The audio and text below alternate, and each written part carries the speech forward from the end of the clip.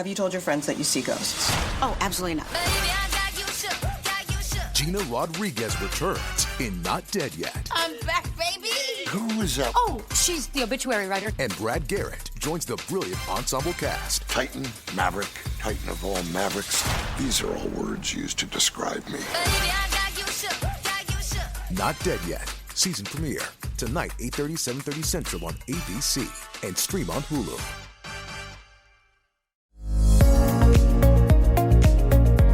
It's the Happy Families podcast. It's the podcast for the time-poor parent who just wants answers now. We are having incredible conversations this week on the Happy Families podcast, talking to people who may or may not have done so well at school, but have made incredible contributions to the world in spite of their lackluster, in some cases, experiences when it comes to education. Now, it's really important that we're not belittling education. Education matters so much.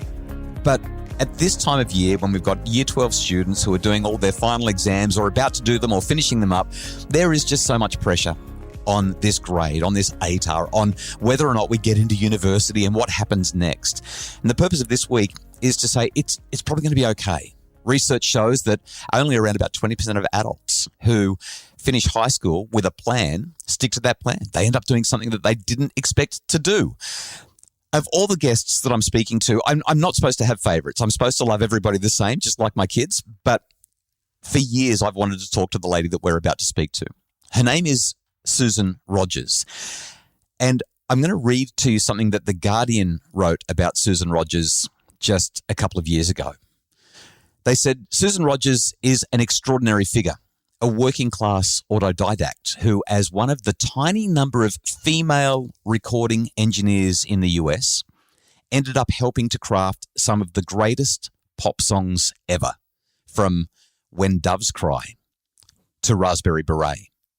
The Prince sessions ensured a further decade of work with the likes of David Byrne, the Bare Naked Ladies, and Tricky before she finally graduated from high school at 44 and then obtained a PhD in music and psychology. Now, if that doesn't make you curious about this story, nothing will. Dr. Susan Rogers is the author of This Is What It Sounds Like, What the Music You Love Says About You, and she joins me now on the Happy Families podcast. What a thrill. Thank you for your generous, kind offer to chat with me, Susan. It's so good to have you here. Thank you, Justin. It's so nice to be here. Thank you for that kind introduction. Tell me what you were like as a high school student. I liked school and I was bright and I did well. I had difficulties in my youth because my mother was sick for many, many years. She battled cancer and she passed away when I was 14. I was also the only girl at home. I have 3 younger brothers. So I had adult responsibilities as a young age, which of course quite naturally interfered with school. But I was good at it. I liked it. Okay. The interesting thing here is just highlighting that sometimes you can have bright kids who don't end up doing that well at school because of what's going on in the context, the environment. Things can be challenging. But you didn't finish high school. What happened with your high school career and your subsequent young adult experiences?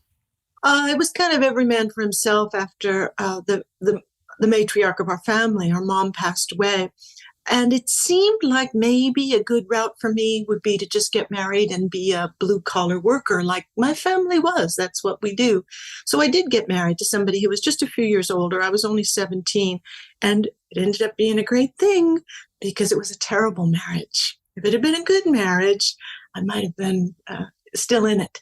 But it was a bad marriage, and that allowed me to get out of it guilt-free. And then my life really began at age 21 when I began pursuing the thing that I love. I'm really interested about a little bit of detail here because this story, I think, all hinges on you're in a bad marriage with somebody who treats you awfully. You've got a love of music, right? You're absolutely besotted by music, and you want to go to a concert, as I recall. And something happens around this concert. There's some rules that he places on you and everything kind of falls apart. And this seems to be the catalyst that leads to the marriage breakdown and you stepping into what you will eventually do for fulfillment for the rest of your life. Can you maybe spend 2 or 3 minutes just stepping us through those fine-grained details? Yes. So I was maybe 20 years old at this time, and I'd already been married for 3 years. And I was a huge Led Zeppelin fan. And I, with some friends at work, had tickets to see Led Zeppelin, The Song Remains the Same tour. Oh my gosh, this is going to be the greatest thing ever. And the person I was married to said, that'll be fine as long as you're home by 10:30. And I had never been to a concert before. And the concert on the ticket, it said they started 8 o'clock. So I thought 10:30, yeah, it sounds about right. I can be home. They didn't even take the stage until 9 o'clock. Which is probably pretty early for Led Zeppelin in the early 80s. I mean, the stories are just epic that they sometimes wouldn't hit the stage until 11. I didn't know. And anyway, I'm looking at my watch. And in the meantime, I'm watching this band on stage and I'm having the greatest time of my life. And two things are going to happen. One of two things. I'm either going to stay, and the person I was married to was physically abusive. So I'll get hit in the face when I go home if I stay. Or I can get out of there and maybe he'll be okay with me going to another concert. So I had to tell my friends who knew what a Led Zeppelin fan I was, you guys, I have to leave. I'm sorry, I can't explain, but I have to leave. And I got up and I was walking toward the big arena, and I was walking up to leave, and I turned around and I kind of had one of those moments where I thought, oh, and I kind of looked up to the rafters at the LA Forum where the LA Lakers, the basketball team, play, a big arena. And I looked up at the rafters and I thought, okay, I'm going to leave, but I swear, I vow I'm coming back here someday, and I'm going to mix live sound for an amazing band. I will do it. And I left, and things were peaceful at home. And shortly thereafter, I was able to escape, literally, and start my life. It was an impossible vow because I didn't know any musicians. I didn't know how to mix sound. I didn't know any sound engineers. But I thought, I'm doing this. First step, get out of that marriage. Second step, move not too far away to Hollywood, California. Third step, get an entry-level job as an audio trainee or technician, repairing consoles and tape machines. And then my lucky break came. 5 years after I began, I got a phone call that changed my life because my favorite artist in the world at that time, 1983, was Prince. And he was looking for an audio technician, and I was one. So I joined him, and we were on, not long afterward, we were on the Purple Rain tour. And I was recording that concert for posterity in the mobile recording truck parked behind a Forum. And I remember, it's childlike, but I remember I lingered before I left that building after that first show. We did 7 sold out nights. And after that first show, I lingered. I looked up at those rafters and I just thought to myself, you see, I told you. It took 8 years for me to get from that Led Zeppelin concert to being on tour with Prince and making that dream come true, but I did. You make it sound like it's just this seamless progression. Just one thing happened and then another and then another and then another. Life doesn't tend to work out quite like that. First of all, you've got to leave an abusive marriage. Then I think there's something that you said that I really want to understand. And this may be unique. I'm not sure that everyone has a moment like this. But you're leaving a concert and you decide that you want to be a sound engineer. You want to be involved in mixing music for a band. Where did that come from? Who actually has that kind of an experience where they say, this is it? I mean, I talk to adults who have never had that experience, and they're in their 40s and 50s and searching, and they just have never had that moment. And yet you have this moment where you say, oh my goodness, my life is here. Yes, and we're both psychologists, and isn't that an interesting question? I believe, I'm not basing this on no experience whatsoever, but I do believe that children deep down inside know who they are. And I think adults tell them who they are, and society tells them who they should be, but I think they know who they are. And down deep inside, I always felt a little sense that I loved music more than anything, but there was no way that I was cut out to be a performer or a songwriter or a singer or be on stage. Even the idea of it was just felt so foreign. But the idea of contributing to records, making them come into this world, that just felt so right. I fortunately for me, I didn't have people telling me who I was. And once I was able to escape, I could decide for myself who I was. I think it's something I tell students is that when you leave college, you're going to step into the world of the unknown. There's no getting around it. You have to step into the fog of the unknown. If you wait until you see a light out there, you'll never step into it. The only light you have is the one that's inside you. Be lit from the inside. Know what you want. And then what you have to do is you have to first know the sphere of what you want and know the sphere of who you are.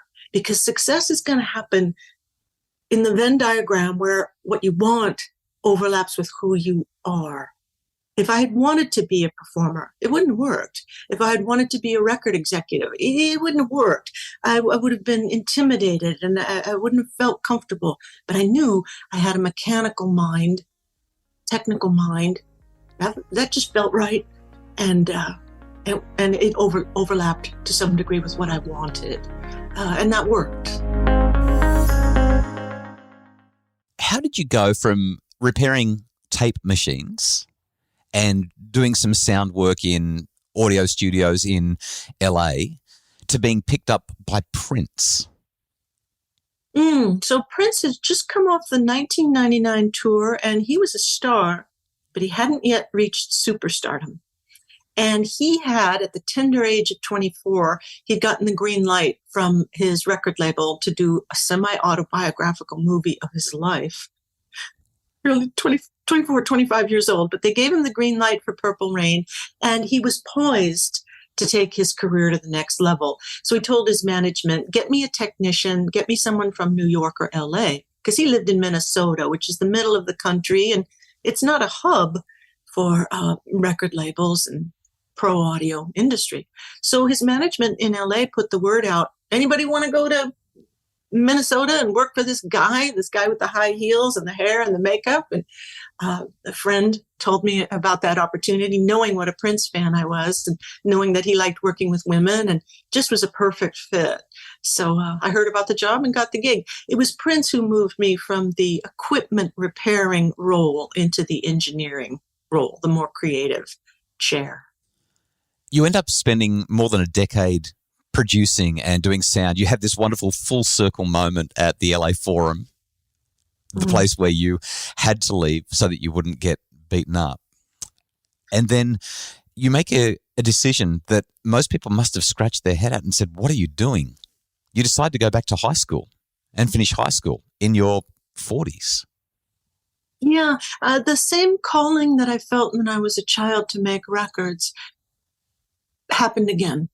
And in my 40s, I began getting that sense from the inside saying, wouldn't it be great to be a scientist? Wouldn't it be great? And I didn't know any scientists. I had no idea how they lived and how they worked. But that little voice was saying, I think that could be me. That could be me.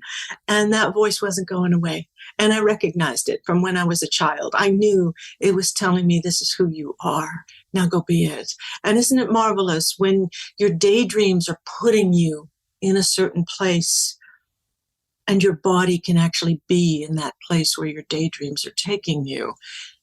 I must say this was made possible in part because I'm single and childless. If I'd had a family, I don't think that would have been possible. You can't just leave your gig because you feel a calling from inside if you've got people who depend on you.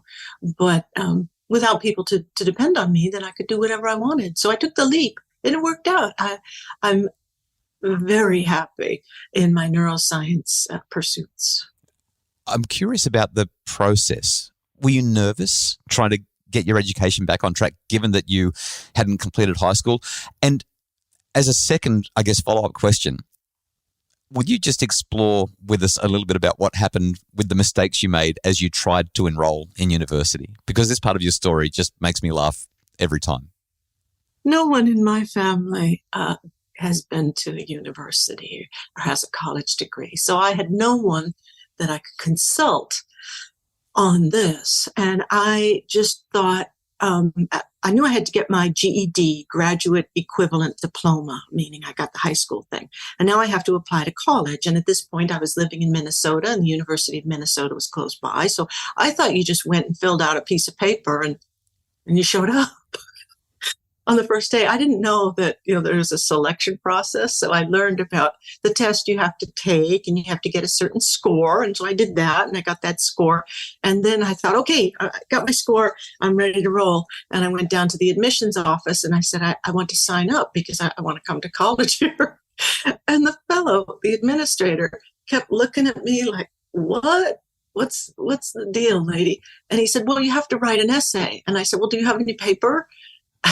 So you were going to do it right there and then on the spot. I didn't know. Okay, I'll write something. And he gave me these little Post-it notes. And I had a pen. I guess he thought I was just going to do a sketch, for later or something. But I wrote an essay and told them, this is my story and this is what I've done. And handed him a little stack of Post-it notes. And I remember this guy was just looking at me, and he kept saying, you're a hard charger. You're a hard charger. And I guess they kind of figured, well, this is just so unusual. Okay, come on in. So you had asked the question, was I nervous? And, I bought the textbooks, and I hadn't been at school since I was 17. And I thought you had to take the books to the classroom with you. So I showed up on the first day of university, and I've got all these books with me. And I thought, oh, this is chemistry class. Oh, it's going to be really hard. And I bet it's going to be an old professor. He's going to have a gray beard. He's going to be really strict. He's probably going to have a lab coat. And I'm going to sit in the front row because I want to get you every word he's saying. And here comes this chemistry guy now. Here he comes. And in through the door walked a young woman, maybe 5 feet tall, blonde hair in a ponytail, 9 months pregnant. This is the chemistry professor. And her husband was with her because she was due to give birth any day. That was my first major surprise. This isn't the college that you imagined when you were young. This is a new college and a new experience, and it ended up being better than anything I ever imagined it would be. Your story is extraordinary. You end up graduating with a PhD, and now you work as a university professor. This is somebody who left school before finishing high school, had an abusive marriage. I mean, the whole story just I get goosebumps. It's just such an inspiring story. When you encounter young people who are either finishing high school and getting ready for their university experience, or you talk to parents who are stressed out because the kids aren't where the parents think they need to be, when you think about this high pressure time that Australian parents and families are encountering right now at the end of year 12, what advice, what encouragement would you give based on this extraordinary life that you've lived? I think one of the first things is to think about, as I said earlier, who are you? What kind of mind do you have? What sort of thinker are you? What sorts of problems are you really good at solving? And what kinds are just completely out of your wheelhouse and feel overwhelming to you? Ask yourself what you want. And to understand that, you have to pay attention to your daydreams. Where does your fantasies take you? What do you want? Who are you? And then you have to think about what success looks like to you. The neuroscientist philosopher Sam Harris said, the definition of a good life is waking up every day to work that is interesting and difficult. I feel like I've got that. I love my neuroscience, and it's a challenge, and it's interesting enough to get me out of bed, difficult enough to keep me at my desk. Now, my sister-in-law, Paula, was a horrible student, barely passed high school, but she is the Louis Pasteur of social relationships. She's a wonderful wife. She's been married to my brother for 35 years. She's raised wonderful daughters. She's a wonderful neighbor and friend and family member. She has intelligence and knowledge and skills that I can only dream of, that I envy. Now, Paula thinks that the word zebra is spelt with 6 letters. So Paula's not going to win any trivia contest. I have a kind of intelligence that she doesn't have, but she definitely has an intelligence that I don't have. Paula is every bit as successful as I am. She got what she wanted and what she's really good at. And I think that's the measure, you know? Your story is incredible. Your wisdom is so valuable. I wish that we had 4 hours for this podcast. It's been such a delight to talk to you. Susan Rogers, thank you very, very much for sharing what you have on the Happy Families podcast. Thank you so much, Justin. And if you ever want to have me back talking about music and teenagers and young people, well, I'd be delighted. I'm going to take you up on that 100%. The name of the book that Susan Rogers has written is This Is What It Sounds Like, What the Music You Love Says About You. And Susan Rogers, I mean, I would read the bio again, but it's going to take me all day. I hope there's been a helpful conversation. Thank you so much for listening. The Happy Families podcast is produced by Justin Rulon from Bridge Media. Craig Bruce is our executive producer. If you'd like more information about making your family happier, please visit happyfamilies.com.au or check out our Facebook page, Dr. Justin Coulston's Happy Families.